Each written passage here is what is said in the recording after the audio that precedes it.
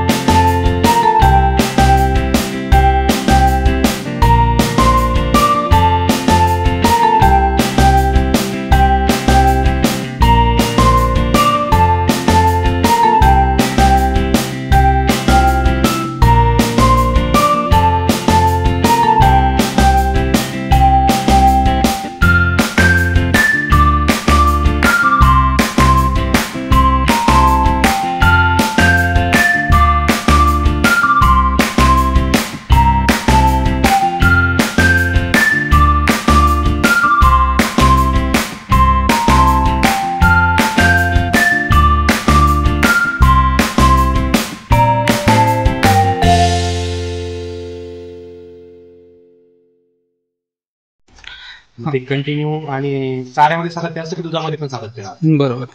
आता एखादा नवीन गोपालक असेल ज्याला नवीन गोठा करायचा आहे किंवा नवीन त्या धंद्यात उतरण्याचा प्रयत्न करतोय, तो त्याला काय गायडन्स कराल, कसं करायला पाहिजे आणि कसं नियोजन केलं पाहिजे?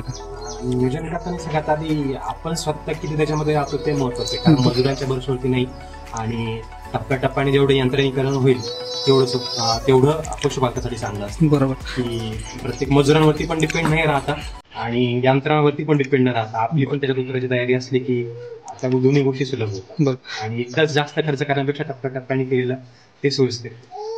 आता यांत्रिकीकरण सगळ्याच क्षेत्रामध्ये आलेलं आहे. आता गोठ्यामध्ये पण यांत्रिकीकरण आलेलं आहे. मग त्याचा कसा फायदा होतो शेतकऱ्यांना? ते कसं वापरलं गेलं पाहिजे, कसा फायदा घेतला पाहिजे शेतकऱ्यांनी?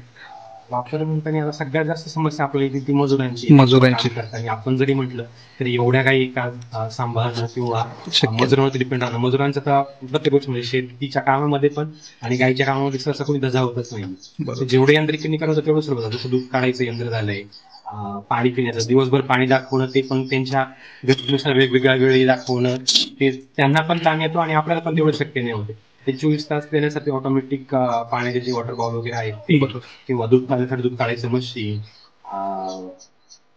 बाकी वापरायचे समजा साधनं झाले, चापकटर वापर. बरोबर. चापकटर, कारण चारा तेवढा वाया जातो आणि त्यांना पचनाला पण अवघड जातं. बरोबर. चापकटर नसतं.